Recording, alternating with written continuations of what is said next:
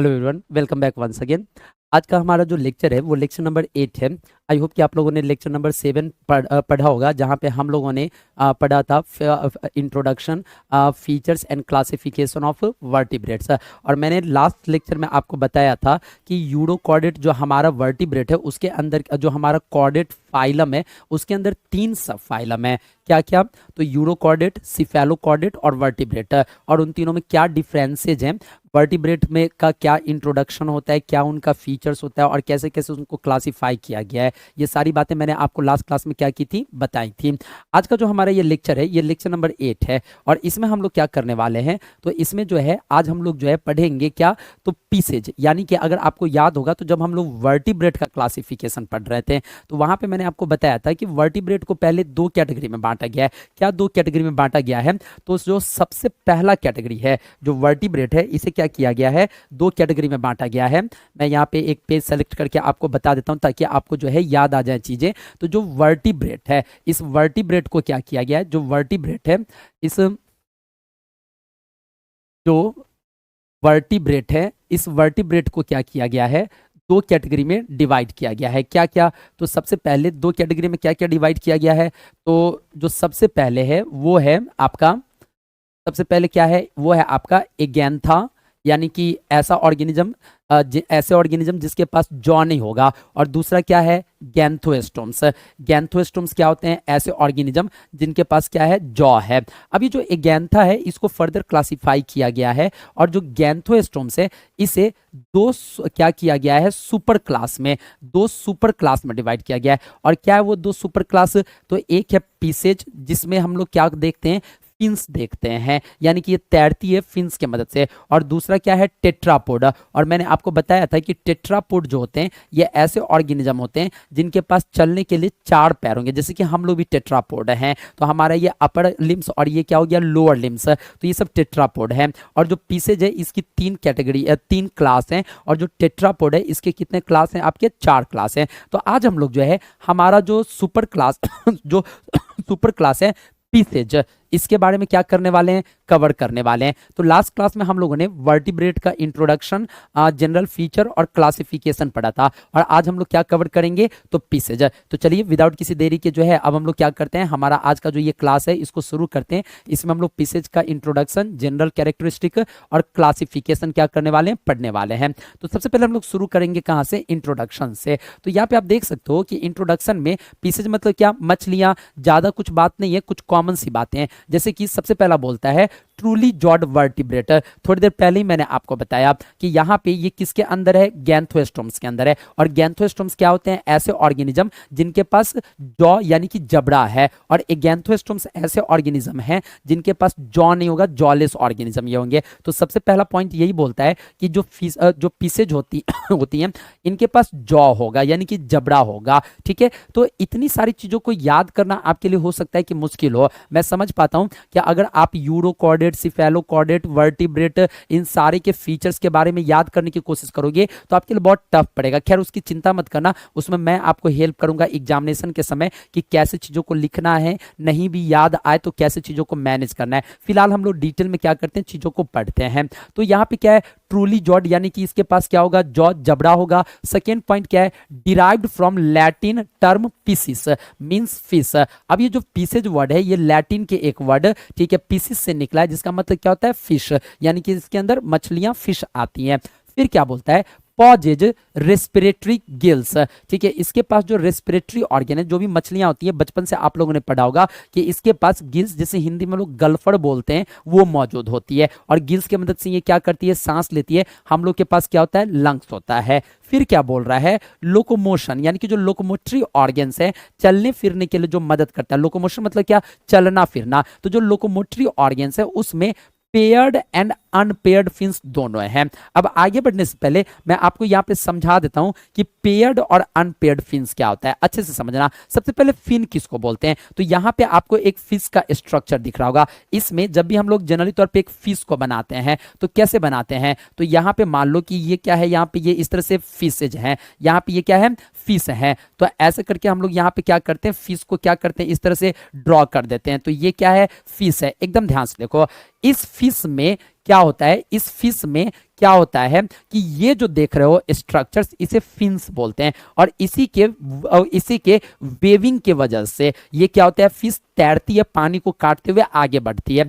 अभी जो फिन्स होते हैं ना, ये अलग अलग तरह के होते हैं। अलग अलग तरह के कहने का मतलब क्या, एक कुछ फिन्स पेयर्ड होते हैं, जोड़े में होते हैं, और कुछ फिन्स अनपेयर्ड होते हैं। तो पेयर्ड फिन्स कौन से होंगे, याद रखना, एकदम अच्छे से लॉजिकली समझना। याद रखना कि जो लाइफ का फॉर्मेशन शुरू जो हुआ था, सबसे पहले जो लाइफ बना था इस अर्थ पे, वो वाटर में ही बना था। तो पहले फिशेज आई, और जो कुछ फिशेज थी, जैसे कि एक फिश है लंग्स फिश, वो क्या की, ठीक है, पानी से निकल के जमीन पे जाना शुरू की। तो जब वो जमीन पे जाना शुरू की तो बहुत सारे उसमें एडेप्टेशन होने लगे, और उसके कुछ फिश जो है क्या हो गए, ठीक है, लिम्स के तौर पे, लिम्स कहने का मतलब हाथ पैर के तौर पे काम करने लगे। तो यहाँ पे क्या लगता है कि इनमें कौन से फिन्स है इनके जो मॉडिफाइड होके हाथ पैर के तौर पे काम करने लगेंगे? तो दो फिन्स, एक कौन सा होता है आपका, एकदम ध्यान से देखना, एक यहाँ पे आपको ये फिन्स दिखेगा जिसे हम लोग पेक्टोरल फिन्स बोलते हैं। क्या बोलते हैं? पेक्टोरल फिन्स बोलते हैं। तो पेक्टोरल फिन्स क्या होता है, ये जैसे कि क्या होता है, हम लोगों का ये जो होता है चेस्ट जो होता है,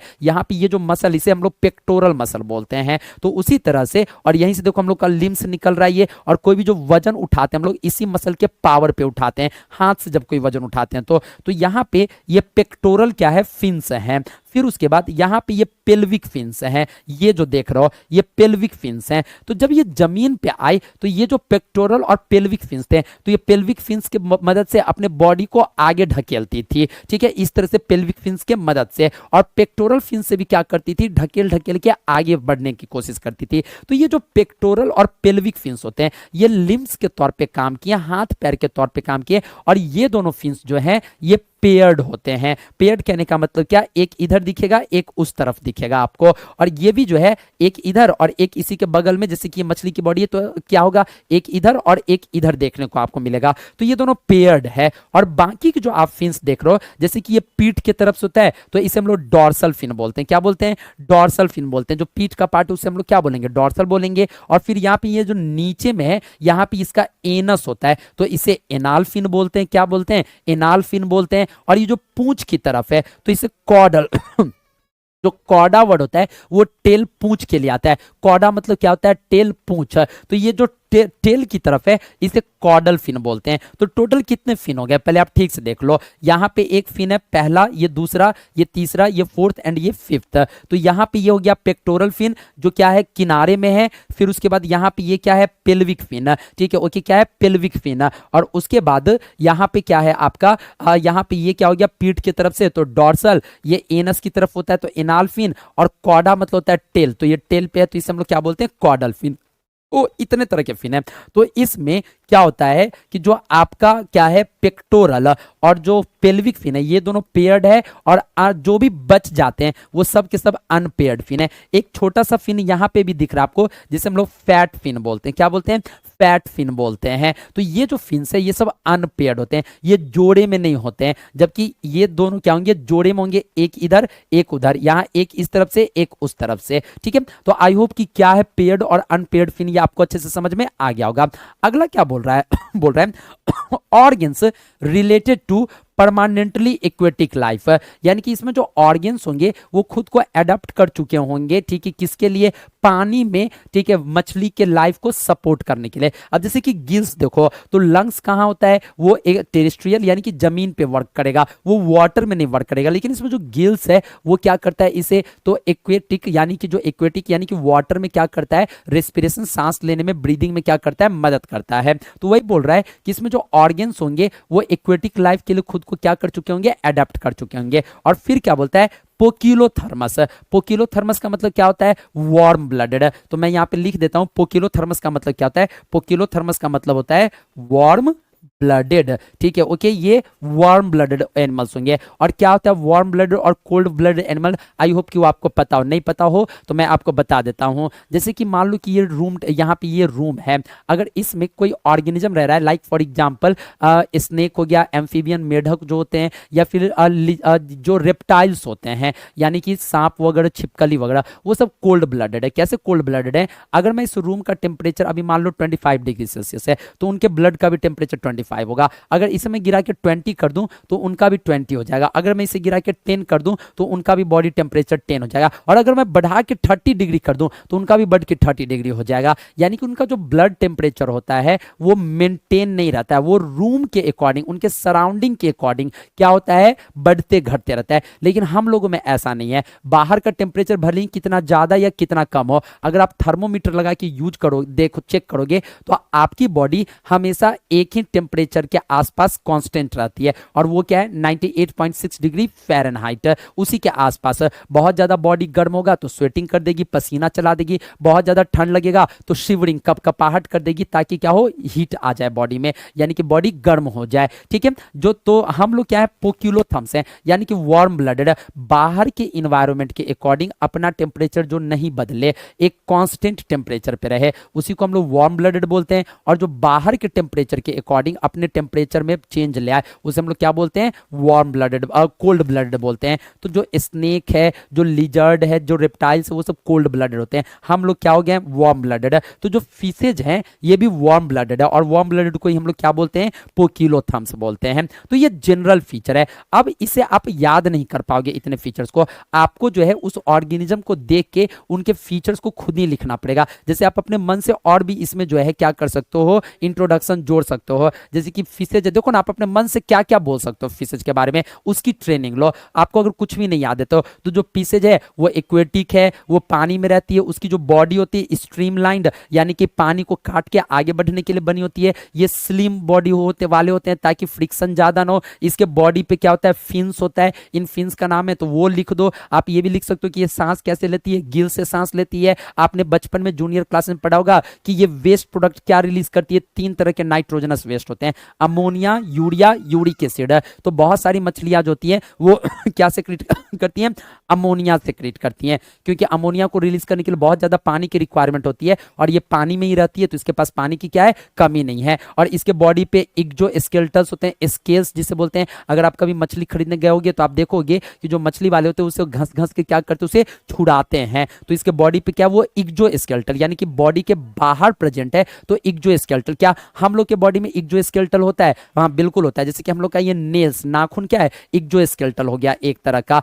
सबसे पहले स्केलेटल क्या होता है, तो ऐसा कोई भी सॉलिड चीज जो आपको स्ट्रेंथ प्रोवाइड करवाता है उसे स्केलेटल बोलते हैं। तो जैसे कि बोन, बोन क्या है, वो बॉडी के अंदर है, तो वो इंडोस्केलेटल हो गया। और अभी जो मैं आपके सामने इस तरह से खड़ा हूं वो किसकी वजह से, इसी बोन की वजह से, तो वो इंडोस्केलेटल है। और बॉडी के ऊपर बाहर अगर कोई चीज है तो वो एक्सोस्केलेटल कहलाएगा, जो सपोर्ट प्रोवाइड करे। तो जैसे कि नेल्स, किसी भी चीज को, पहले जब हम लोग जंगल में रहते थे तो जो अभी भी जो जानवर बड़ो बनाते हैं, बिल बनाते हैं, वो इसी नाखून की मदद से हटाते हैं मिट्टी को, ठीक है। या फिर जैसे कि आपने देखा होगा काइट, चील वगैरह जो होती है, इसी नाखून की मदद से जो अपने क्या करती है, प्रे शिकार को पकड़ती है और चीर फाड़ के मार देती है। तो ये सब क्या है, एक्सोस्केलेटल बॉडी के बाहर होता है, और जो बॉडी के अंदर है इंडोस्केलेटल। तो इसमें जो स्केल्स है, जो यहाँ पे ये इस तरह से डॉट डॉट करके दिखाया गया है, ये स्केल्स क्या है, ये इसको बाहर से डैमेज होने से क्या करते हैं, बचाते हैं। और ये एक्सोस्केलेटल है, तो ये आप अपने मन से लिख सकते हो। इंट्रोडक्शन में क्या करो, तो मैंने तो यहाँ पे पॉइंट बना दिया ताकि आपको याद रखने में इजी हो, आप पूरी कहानी बना के लिख सकते हो। और सेम यही पॉइंट आप जो है फीचर में भी डिफाइन कर सकते हो। किस में डिफाइन कर सकते हो, फीचर्स में, ठीक है। ओके, फीचर्स में डिफाइन करने का मतलब क्या, तो यहां पे भी मेंशन कर सकते हो। वैसे मैंने यहां पे फीचर आपके लिए मेंशन कर दिया है, तो चलिए एक एक करके हम लोग देखते हैं कि क्या फीचर्स हैं, ठीक है। अब देखिए, अब इसमें सबसे पहला फीचर वो तो इंट्रोडक्शन था। मैंने आपको पहले की भी क्लास में बता रखी है कि जो इंट्रोडक्शन है वो आप फीचर में भी इस्तेमाल कर सकते हो। ऐसा नहीं है कि इंट्रोडक्शन का पॉइंट अलग होगा, फीचर में वो पॉइंट आप मेंशन नहीं कर सकते हो, ठीक है। तो चलिए फीचर देख लेते क्या क्या फीचर है। सेम वही अगेन, एक्वेटिक है, ठीक है। एक्वेटिक मतलब क्या, पानी में रहता है। कुछ मछली फ्रेश वाटर में मिलेगी, कुछ मैराइन समुद्र में मिलेगी। जैसे कि सार्डिन वगैरह है वो समुद्री मछली है, शार्क वगैरह वो समुद्री मछली है। जबकि कुछ मछली फ्रेश वाटर में, जैसे कि हम लोग बहुत सारी मछलियां खाते हैं, जैसे कि रोहू, कतला वगैरह, तो ये सब क्या है, फ्रेश वाटर फिशेज है। फिर क्या बोल रहा है, जो थोड़ी देर पहले मैंने आपको बताया, स्ट्रीमलाइंड बॉडी होगा। स्ट्रीमलाइन बॉडी कहने का मतलब क्या होता होता है, ऐसा पतला चिपटा हुआ बॉडी जिसमें जब वो पानी में तैरे तो ज्यादा फ्रिक्शन ना हो। अगर बॉडी काफी चौड़ा हो जाएगा तो जब वो तैरेगी तो पानी का बहुत प्रेशर आएगा और वो तैर नहीं पाएगी। तो स्ट्रीमलाइन बॉडी कहने का मतलब क्या, ठीक है, पतला और चिपटा हुआ बॉडी होगा, ठीक है। तो वही बोल रहा है हैव कंप्रेस्ड बॉडी, कंप्रेस्ड मतलब क्या, चिपटा हुआ बॉडी होगा, स्ट्रीमलाइन बॉडी होगा। हर्बीवोर्स, कुछ मछलियां घास फूस खाती हैं, हर्बीवोर्स होती हैं, ठीक है। जैसे कि आप आटा फेंकोगे, चावल फेंकोगे तो वो खाएगी, ठीक है, ओके। वहीं पे आप लोगों ने देखा होगा अगर कभी किसी को मछली पकड़ते हुए तो कुछ लोग मछली पकड़ने के लिए आटे का इस्तेमाल करते हैं, कुछ लोग मछली पकड़ने के लिए कीड़े का इस्तेमाल करते हैं, जैसे कि अर्थवर्म मैंने देखा है, वो अर्थवर्म को फंसा देंगे अपने हुक में और हुक को फेंकेंगे और मछली जैसे उसे खाने खिलाएगी बस वो फंस जाएगी। तो जो घास फूस खाएंगे वो हर्बीवोर्स होंगे, जो सिर्फ इंसेक्ट्स वगैरह कीड़े मकोड़े खाएंगे या जो डेड बॉडी है जिस जानवर का डेथ हो गया पानी में उसके मसल्स को खाएंगे तो वो कार्निवोर्स होंगे, ठीक है। और वहीं पे क्या होंगे, ये कोल्ड ब्लडेड होंगे, ठीक है। कोल्ड ब्लडेड का मतलब, एक मिनट, ठीक है, एक मिनट।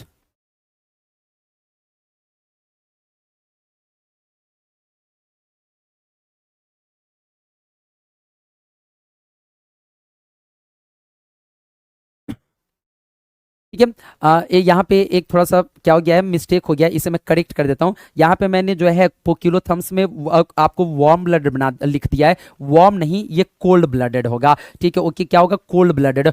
होमियोथम्स में क्या होता है, वार्म ब्लडेड होता है। तो पोकिलोथम्स क्या है, कोल्ड ब्लडेड है। तो इस मिस्टेक को आप लोग क्या करना, करेक्ट कर लेना, ठीक है। पोकिलोथम्स क्या होगा, ये जो है कोल्ड ब्लडेड होगा। और क्या होता है कोल्ड ब्लडेड, मैंने आपको समझा ही दिया, जो अपने बॉडी टेम्परेचर को मेंटेन नहीं कर सके, क्या कर सके, नहीं कर सके। जो वार्म ब्लडेड होंगे वो होमियोथर्मस होंगे, यहाँ पे पोकिलोथर्म्स है, ठीक है। तो जो मछली होती है ये पोकिलोथर्म होती है, कोल्ड ब्लडेड होती है। फिर ओविपेरस का मतलब क्या होता है, ओविपेरस का मतलब होता है जो क्या करे, अंडा दे। तो बहुत सारी मछली है जो अंडा देती है, हम लोग जब बहुत बार मछली बनाते भी हैं तो हम लोग क्या करते हैं, मछली का